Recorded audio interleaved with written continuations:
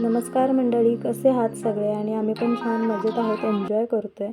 आज आम्ही सगळेजण आलो आहे त्रिमंदिर पुणे इथे आणि नेकलेस पॉईंट भोर इथे 2 ठिकाणी फिरायला गेलो.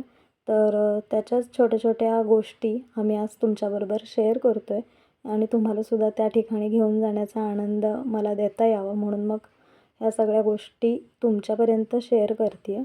तर हे आहे त्रिमंदिर पुणे आणि खेड शिवापूरपासून अगदी थोड्याशा अंतरावर असलेलं हे मंदिर खूप सुंदर होतं. छान कलाकुसर केलेली आहे आणि अगदी सकाळी मॉर्निंग टाईममध्ये गेलात ना तर इतके छान आणि सुंदर वाईब्स तुम्हाला मिळतात की विचारूच नका. छान अशी प्रसन्न सुरुवात झालेली आहे. खूप जास्त पॉझिटिव्ह वाईब्स इथून आम्ही घेतले आणि मग पुढे छान असा प्रवास आमचा सुरू झाला. तर जी मंडळी आज मला पहिल्यांदा बघत आहेत त्यांच्यासाठी या सगळ्यांची ओळख करून देईन. सगळ्यात आधी छोटी आमची अवनी, मध्ये माझी मुलगी सारण्या आणि बाजूला बसलेला आहे तो आहे विदार्थ. तर या चिमुकल्यांच्यासोबत आम्हाला आज फिरायचं होतं. त्यांना वेगवेगळ्या गोष्टी दाखवायच्या होत्या. त्यांना वेगवेगळ्या गोष्टींचा आनंद घेऊ द्यायचा होता. म्हणून मग सगळेजण आज पहिल्यांदा बाहेर कुठेतरी फिरायला आलो. अगदी आम्ही घरगुती प्रत्येकाच्या घरामध्ये काही ना काही असतं आणि प्रत्येक वेळी भेटत असतो. अगदी आम्ही म्हणायला फ्रेंड्स आहोत पण फॅमिलीसारखेच आहोत.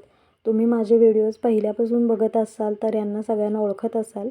तर अशा प्रकारे आज छान आमच्या सगळ्यांचं दर्शन इथे झालेलं आहे. तर हिंदू आपली मंदिरं जी असतात तिथलं क्लायमेट आणि हे क्लायमेट इथला खूप फरक आम्हाला जाणवत होता. ही जी स्वच्छता आहे ती आपल्या सगळ्यांना घेण्यासारखं आहे यांच्याकडून. खूप छान क्लीन आणि नीटनेटक्या पद्धतीनं इथं सगळ्या गोष्टी होत्या. त्या मला खूप जास्त आवडल्या. तर आपल्या हिंदू मंदिरांच्यामध्ये खूपच वेगवेगळ्या प्रकारची फुलं हे सगळ्या गोष्टी आजूबाजूला असतात. त्याच्यावरती आमचं थोडंसं बोलणं झालं. तर अशा प्रकारे आपणही प्रयत्न केला पाहिजे की आपल्या मंदिरांमध्ये सुद्धा इतकी स्वच्छता दिसली पाहिजे. त्यासाठी आपण सगळ्यांनी जाणीवपूर्वक प्रयत्न करणं खूप गरजेचं आहे. तर इथे आपले हिंदू देवच आहेत.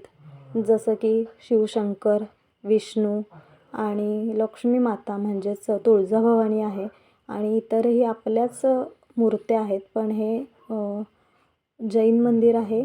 तर तिथलं वातावरण तुम्ही बघू शकता आणि आपल्या हिंदू मंदिरांमधलं वातावरण यामध्ये मला थोडासा जरा जास्तच फरक दिसत होता. असो, आपणही प्रयत्न करूया की आपली मंदिरं अजिबात आपण घाण करणार नाही आहोत. खूप छान ठेवणार आहोत, स्वच्छ ठेवणार आहोत.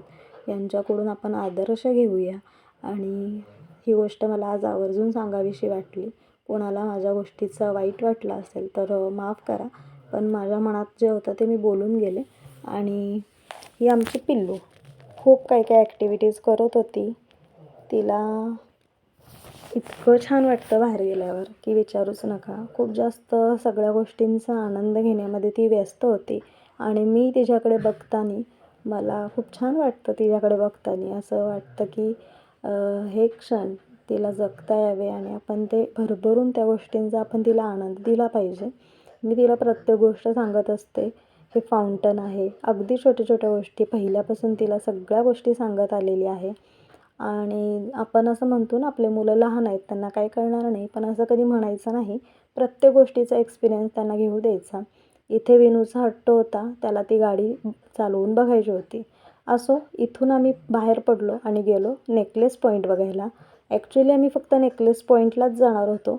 पण हे त्रिमंदिर जे आहे ते रोडनीच होतं आणि आम्ही कधीच कुणीच गेलो नव्हतो आतमध्ये आणि बाहेरून अगदी स्वर्गात गेल्यासारखं मंदिर वाटलं ते म्हणायला गेलो. तर खूप छान तिथल्या वाईब्स घेऊन आणि येताना इथे नाश्ता घेऊन आलो सोबत. तिथलं काही मी क्लिक केलं नव्हतं त्यामुळं हा नाश्ता आम्ही रस्त्यातच घेतलेला आहे येताना.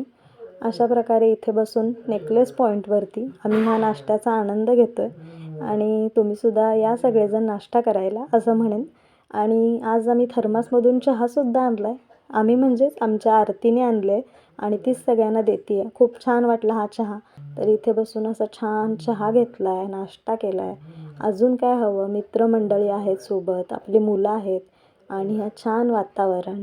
आणखी काय हवं मग आपल्याला आयुष्यामध्ये अजून? खूप छान थोडंसं रिलॅक्स झालो आम्ही सगळे अगदी डोक्यातले सगळे विचार संपलेले होते आणि आजही मी तुम्हाला सगळं सांगताना ना तोच प्रसंग मला आठवतो आहे. खूप छान आनंद घेतला मी सगळ्या गोष्टींचा. मस्त वाटलं इथे. खूप छान वेळ आम्ही घालवला सगळ्यांनी सोबत आणि त्याच सगळ्या आठवणी आज मी तुम्हाला सांगताना पुन्हा एकदा मी सुद्धा त्या जगून घेते आहे.